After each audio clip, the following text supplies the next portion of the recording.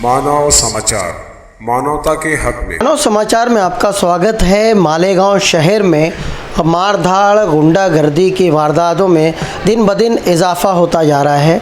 हर 2 दिन 4 दिन नहीं गुजरते हैं कि कहीं ना कहीं से खबर किसी न किसी किस्म की लड़ाई झगड़े की आ जाती है, लूट मार की आ जाती है। इस तरह के वाक़यात की रिपोर्टिंग हर 2 दिन 4 दिन के बाद हम लोगों को करना पड़ती है। आखिर लोगों में इतनी बेखौफी क्यों आ गई है? क्यों उनको कानून का कोई डर नहीं है? अगर हम बात करें पिछले कुछ दिनों से होने वाली घटना की, कुछ वारदात की, अब ये हुस्न इत्तेफाक है, उस इलाके के पुलिस स्टेशन की लापरवाही है, या उस इलाके के रहने वाले लोगों की बेखौफी है कि हर 2-3 वारदात के बाद कहीं ना कहीं से पवारवाड़ी पुलिस स्टेशन की हद्दी में इस तरह का वाक़या हो रहा है। जिस वाक़े का मैं ज़िक्र करने के लिए यहाँ पर बैठा हूँ, वो वाक़या भी जो हुआ है, वो घटना भी जो हुई है, वो हुस्न इत्तेफाक से पवारवाड़ी सेक्शन में ही हो रही है। क्या वजह है? क्या सेक्शन की कारकर्दगी में कुछ कमी है? क्यों इस तरीके से लोग जो है, लोगों में उनका डर, उनका खौफ जो है वो अब ख़त्म होते जा रहा है? क्यों उसी इलाके से कहीं ना कहीं से गुंडागर्दी की, मार धाड़ की या समाज दुश्मन अनासिर की रिपोर्टिंग हम लोगों को करना पड़ती है? बहरकैफ वो एक सवाल अलग है, मगर इस वक्त मैं जिस रिपोर्ट के लिए आया हूँ, यहाँ पर मैं इस वक्त शिफा हॉस्पिटल में मौजूद हूँ। यहाँ पर अनवर अली नाम के एक नौजवान पर जुमेरात के दिन रात में 10 बजे के आसपास कातिलाना हमला हुआ। हमला इतना शदीद था कि अनवर अली के मुताबिक उन पर जो है फायरिंग की भी कोशिश की गई, कुल्हाड़ी से उन पर वार किया गया और तलवार से जो है उन पर वार किया गया, और उसी दौरान जो है वो इतने शदीद ज़ख्मी हुए कि उनके पंजे की जो उंगलियां हैं वो तकरीबन जो है बेजान सी हो गई थी। पीठ में भी उनको गहरे ज़ख्म आए हैं।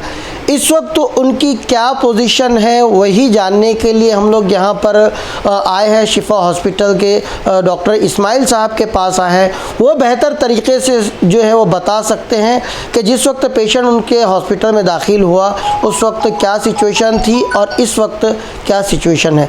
सर, मैं आपसे जानना चाहूँगा कि ये जो अनवर अली का मामला है, जो उनके ज़ख्म आए हैं, कितने शदीद थे, क्या था?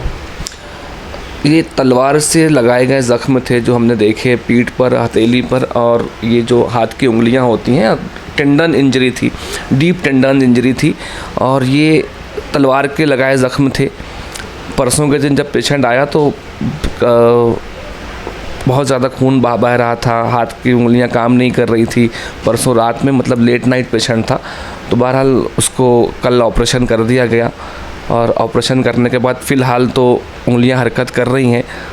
ज़ख्म कई जगह से थे, पीछे के ज़ख्म काफ़ी गहरे हैं जो पीठ पर लगाए गए हैं, और हाथ की उंगलियां जो है, हाथ की जो पोर्स होते हैं वो फ्रैक्चर है, हाथ के पोर फ्रैक्चर है, उसको केवायरिंग करके फिक्स किया गया है। 1-2-4-5 दिन में समझ में आएगा कि उसकी उंगलियां वाकई कितनी हरकत कर पा रही हैं, ठीक से कर रही हैं, नहीं कर रही हैं। ज़ख्म तो शदीद है, मैं समझूंगा कि इसको ये ग्रीवियस इंजरी में जाएगा ये केस।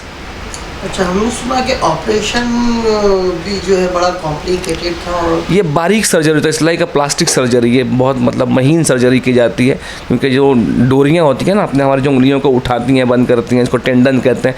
टेंडन जब कट हो जाए तो यहाँ के टेंडन बड़े बारीक बारीक होते हैं, तो उसमें वो प्लास्टिक सर्जरी की तरह काम करना पड़ता है। दीगर जो ज़ख्म उनके जिस्म पर आए हैं वो बाकी सब वो इतने शदीद नहीं है। अच्छा। बाकी जो ज़ख्म है, सर पे कुछ ज़ख्म है, कुछ इधर है, तो वो इतने शदीद नहीं है, उनको तो बस सिर्फ टाँके लगा दिए वो ठीक हो जाएंगे। बहरकैफ जो है आगे वो कितना रिकवर होंगे ये वो वक्त बताएगा, थोड़ा सा उसके लिए वक्त लगेगा। वो टेक्निकली जो है यहाँ पर इस्माइल सर बता रहे थे कि किस तरीके से उनको ज़ख्म आए थे, और उसके बाद जो है उस पर किस तरीके से सर्जरी की गई, और आज जो है उनकी सिचुएशन फ़िलहाल में ऐसी है। अभी तक तो ये उम्मीद है कि उनकी उंगलियाँ जो है वो हरकत करने के काबिल है, मगर वो कितने % रिकवर होते हैं ये इस वक्त बताना मुश्किल है। हम वार्ड में जाकर उनसे भी बात करेंगे और उनकी इस वक्त क्या हालत है वो हालत भी आपको बताएंगे। जुमरात की रात 10 बजे मैं होटल पे चाय पीते बैठा था अकेला, तो मोटरसाइकिल पे आए, डिलक्सो गाड़ी थी, शाइन थी और एक एफजेड और 1-2 गाड़ी और थी। कुल्हाड़ी, तरवाल और बंदूक। हवा में 2-3 फायर किया। शब्बीर पहलवान और माजिद दादा, मोहसिन अगरिया, आसिफ और ये क्या नाम है इसका, ये नफसब कालिया और शाहरुख कालिया ने, वो अपने आप को कास्कर कहता है, शाहरुख कालिया, और जाकिर अबू बकर, ये लोग कुल्हाड़ी तरवाल से मुझे मारा, सर पे, पेट में गुप्ती मारा, हाथ के ऊपर बंदूक लगाया तो मैं झटके से फेंका तो भागने लगा, तो फिर हाथ पे तरवाल मारी, हवा में फायरिंग करा। शब्बीर दादा ने हवा में फायरिंग करी, माजिद दादा ने गोली मारी, पैर के पास से गई, और आसिफ दादा ने। इसके पीछे कोई क्या?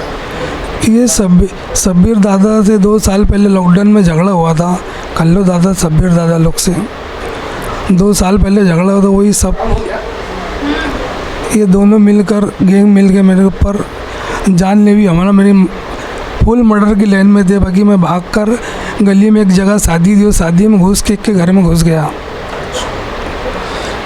मेरे पीछे भागते बहुत दूर तक मारे बाद आए हो। हाथ में भी आप काफी लगे।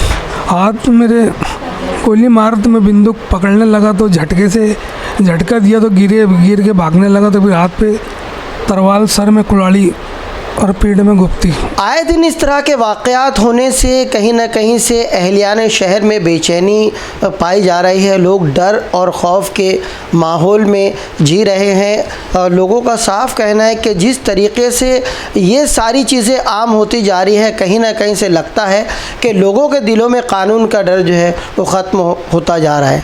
लॉ एंड ऑर्डर बरकरार रखने की ज़िम्मेदारी पुलिस डिपार्टमेंट की है। कहीं ना कहीं से उनका ख़ुद का भी एक इज़्ज़त वक़ार दांव पर लगा है। अपने इज़्ज़त को, अपने वक़ार को कायम रखने में और इस तरीके के गुंडा अनासिर पर अपना दबदबा कायम रखने में कौन सा वो आगे की स्टेप्स उठाती है, ये तो पुलिस इंतज़ामिया ही बेहतर समझ सकती है। बहरकैफ कहीं ना कहीं से शहर के अहलियान शहर को इस तरह के खौफ के माहौल से दूर निकालना आज की तारीख में बहुत ज़रूरी है।